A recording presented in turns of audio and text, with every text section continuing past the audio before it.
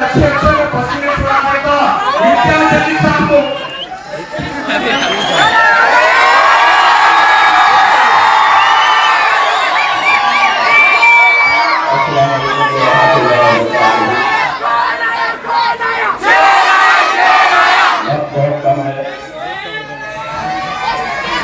अभी स्टेज के ऊपर जितने भी मौजूद मेहमान बैठे हैं मैं सभी का इस्तेमाल करता हूँ।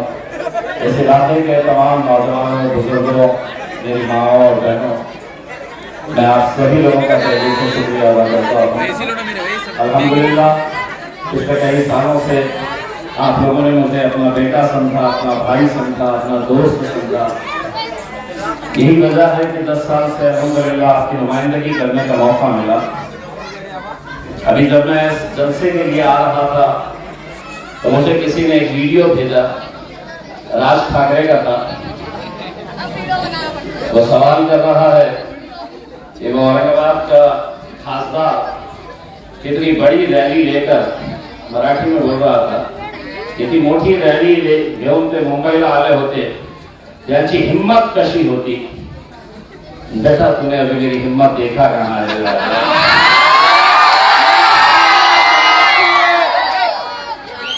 जबरदस्ती पैरों में आने की कोशिश मत करो। अपनी दुकान अपन खुद चलाओ। और ऐसा रहा है, आज इलेक्शन का दौर है, अलग अलग राजनीतिक पार्टियों के स्टेज सजते हैं, महफिलें उनकी होती है, लेकिन चर्चा हमारा होता है। किसी भी स्टेज पे चले जाइए, आप भाजपा के स्टेज पे चले जाइए, कांग्रेस के स्टेज पे चले जाइए, मनसे के स्टेज पे चले जाइए, समाजवादी के स्टेज के ऊपर तो ऐसा लग रहा है कि यहाँ पर 2 ही जने लड़ रहे हैं। उनके स्टेज के ऊपर शुरुआत इम्तियाज जलील से होती है और खत्म इम्तियाज जलील पे हो जाती है। तो आखिर क्या वजह है कि हम तो इतने छोटे से एक शहर के एमपी हुआ करते थे, एमएलए हुआ करते थे, इतने सारे लोग हमारी चर्चा क्यों करते हैं, मजलिस से खौफ क्यों खाते हैं? मजलिस से खौफ इसलिए खाते हैं कि उन्हें मालूम है कि ये जितने भी जीत कर आएंगे, अगर हमारे 100 जीतेंगे और इनके 10 जीतेंगे तो इनके 10 हमारे 100 के ऊपर भारी पड़ेंगे।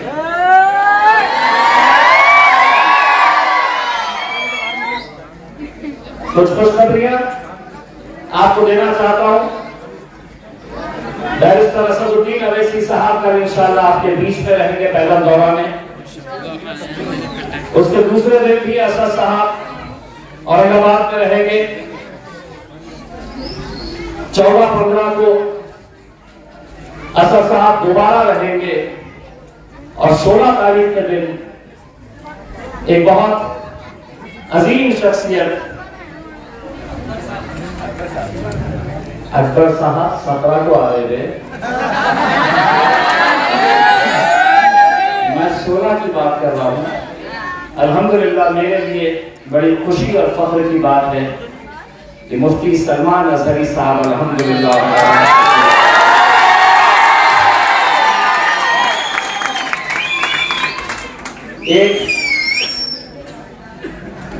एक छोटे से इस इंसान में जो मुंबई की तरफ हमने एक रैली निकाली थी जिसका जिक्र हमारे तमाम साथियों ने किया है, उसमें हमने जो मांगे रखी थी, एक मांग ये भी रखी थी और बड़े डट कर जब कोई इस ताल्लुक से आवाज लगाने के लिए तैयार नहीं था, कुछ बोलने के लिए नहीं था तैयार था, उस वक्त इम्तियाज जलील ने हुकूमत को लेटर लिखा था। उस वक्त हुकूमत से ये मांग की थी कि मुफ्ती सलमान अजहरी साहब को रिहा किया जाए।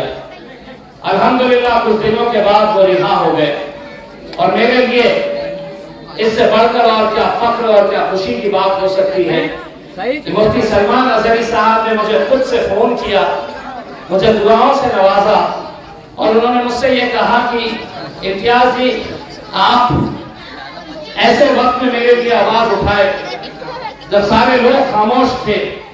मेरी ख्वाहिश है कि इंशाअल्लाह इस बार आप औरंगाबाद से जीत कर आए और मैं आपके लिए जो कुछ भी करना चाहूंगा, आप मुझे इजाजत दें तो मैं औरंगाबाद में आकर आपके लिए एक जलसा लेना चाहता हूं।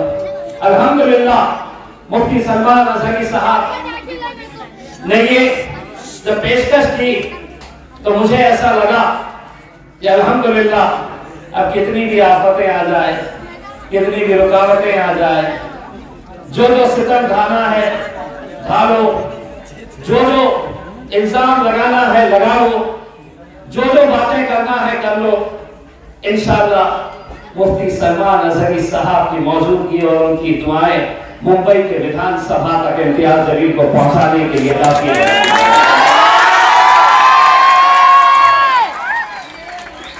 16 तारीख मुफ्ती सलमान अजहरी साहब, 17 तारीख के दिन बादशाह अकबर, और मैंने कहा था कि आम खास मैदान के ऊपर वो टेस्ट मैच खेलने के लिए आए थे। 17 तारीख के दिन 2020 खेला जाएगा। बहुत सारे लोग कह रहे थे अकबर साहब रुको थोड़ा, सब्र करो, मिलेगा तुमको जो चाहिए सब मिलेगा इंशाअल्लाह। मेरे भाई, आज औरंगाबाद के हालात कैसे हैं आप बखूबी जानते हैं। ये बात भी अच्छी तरह से आप जानते होंगे कि मजलिस इत्तेहाद और मुस्लिमीन के आपके इस भाई को, आपके इस बेटे को हराने के लिए कैसी कैसी साजिशें रची गई और उन साजिशों का हिस्सा बने हमारे ही कर्मे के वो भाई जो नाम से मुसलमान है, लेकिन भारतीय जनता पार्टी के मदद से, उनके पैसों से कितने उम्मीदवार मेरे खिलाफ खड़े किए गए। पूरे महाराष्ट्र के अंदर सबसे ज्यादा मुसलमान उम्मीदवार अगर कहीं खड़े किए गए तो वो औरंगाबाद पूर्व में 28 उम्मीदवार मुसलमान खड़े किए गए थे। 28। ए बेटा खामोश।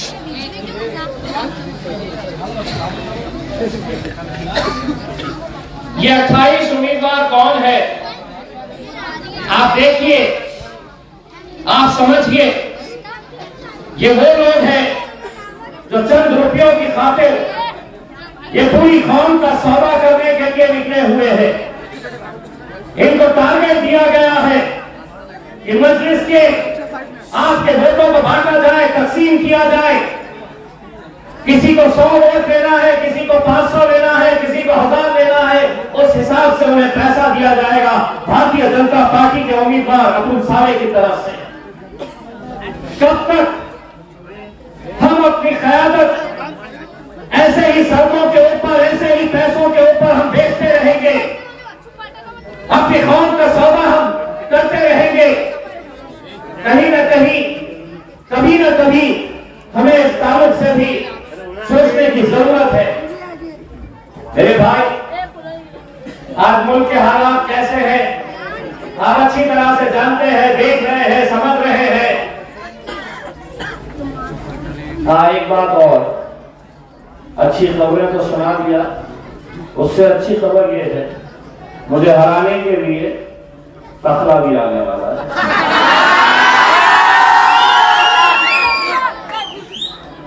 क्यों? बोले इतनी बड़ी तुमने लिए ना खास मैदान के ऊपर,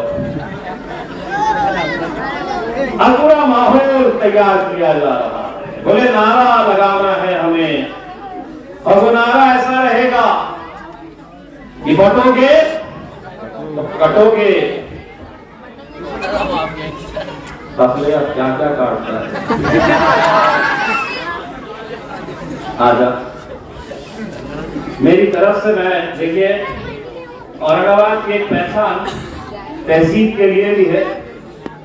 मैं इज्जतमाब जनाब योगी साहब औरंगाबाद की आवाम की तरफ से आप जरूर तशरीफ लाए। आपका जलसा खत्म होने के बाद संजय नगर बैलीपुरा में आए और यहाँ पर अपन दोनों बैठ कर नाम फरियाद कीजिए।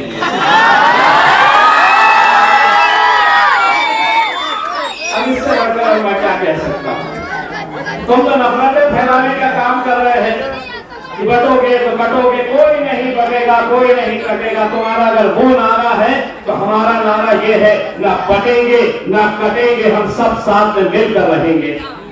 ये हमारी तहजीब है, ये हमारा मुल्क है। अरे हुकूमत आई है तुम्हारी, जिंदगी भर रहने वाले नहीं है, कोई जिंदगी भर के लिए हुकूमत में नहीं रहता है। इंशाअल्लाह नरेंद्र मोदी की हुकूमत भी गिरेगी और उस शख्स की भी हुकूमत गिरेगी जिसने उस स्वामी को अपने बाजू बिठाकर रामगिरी के पीठ थपथपाते हुए ये कहा था कि तुझा केशा नहीं हाथ लाऊ देना नहीं, तेरे बाल को भी धक्का नहीं लगने दूंगा। मुख्यमंत्री एकनाथ शिंदे ने यह कहा था। मुझे बाद में समझ में आया, मैं उसकी फोटो देखकर ऐसा जूम किया, वो भी पतला है। मकसला केशा में हाथ लाओ देना नहीं रे बाबा, कैसे वो केशस में गया है तो मक्का है। लेकिन वो समझे कि वो कुछ भी बोलेगा और हम लोग सुनते रहेंगे। वो छुटकू कौन है? छोटा रिजाल पप्पू पेटर। बोले मंदिर मस्जिद में घुस घुस के मारूंगा, मस्जिद में घुस घुस के मारूंगा। मैं उसको भी जूम करके देखा तो मुझे ऐसा लगा कि अगर यकीन मानिए असद साहब ने अगर दिल पे ले लिए तो ऐसा उठाएंगे और शेरवानी में डाल के निकल जाएंगे।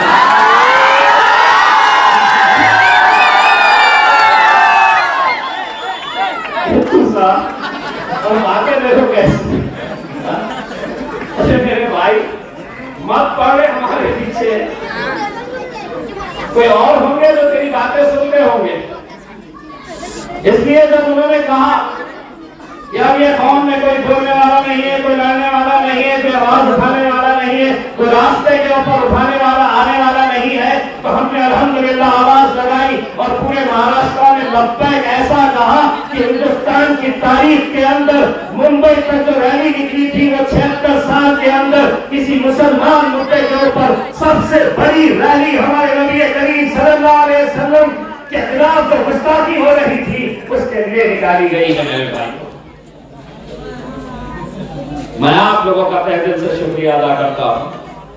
अपने नबी की, अपने रसूल की मोहब्बत के अंदर ऐसे ऐसे लोगों को मैंने देखा है जिन्होंने पैसा जमा किए। किसी ने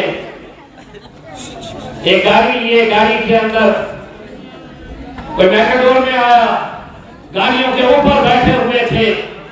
लेकिन देखिए अगर अल्लाह की मदद होती है तो अल्लाह की मदद कैसे होती है। उस रैली को देखिए कि गाड़ियां खरीद हजारों की तादाद के अंदर गाड़ियां, अगर एक गाड़ी का भी एक्सीडेंट हो जाता, एक गाड़ी का पंचर हो जाता, एक गाड़ी का ब्रेक फेल हो जाता तो न जाने कितने गाड़ियां उसमें खराब हो जाती, एक्सीडेंट हो जाता, कितने लोगों की जान चले जाती।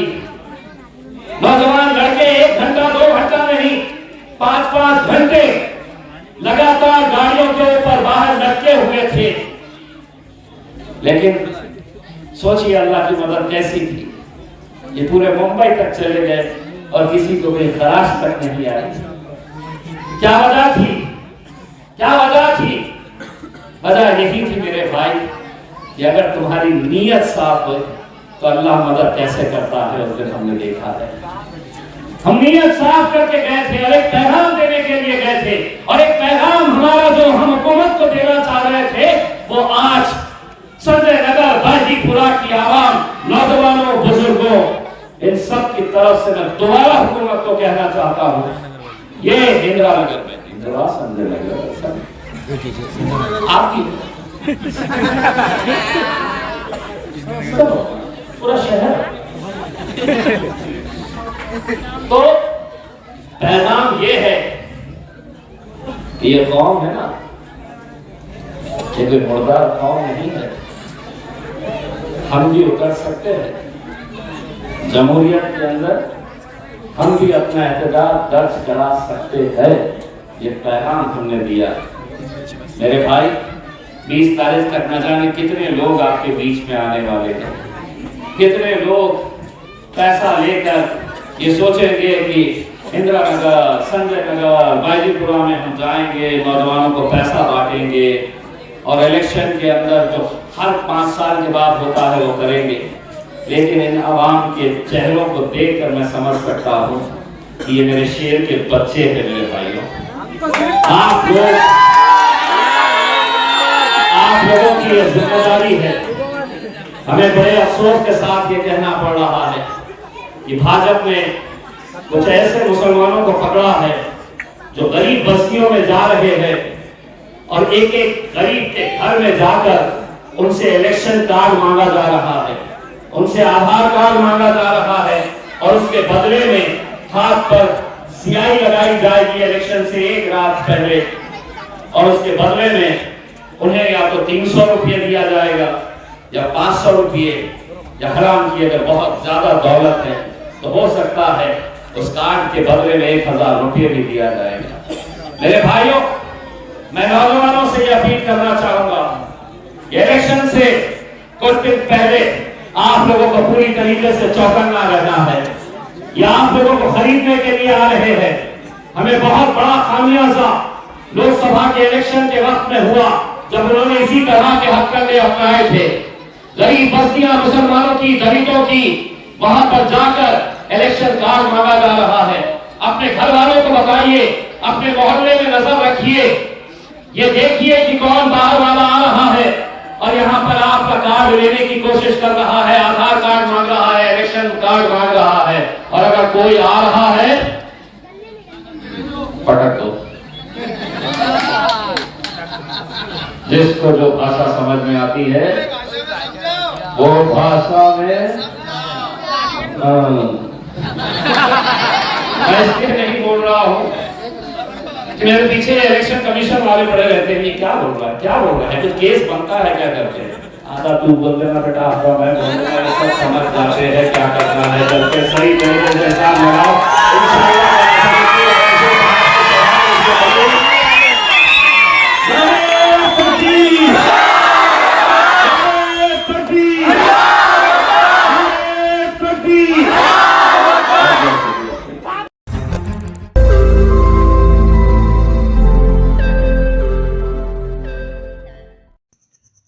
रोज नई खबरों को देखने के लिए हमारे औरंगाबाद समाचार चैनल को सब्सक्राइब कीजिए और नोटिफिकेशन पाने के लिए हमारे बेल आइकन को दबाइए ताकि हर खबर की नोटिफिकेशन आपको मिलती रहे।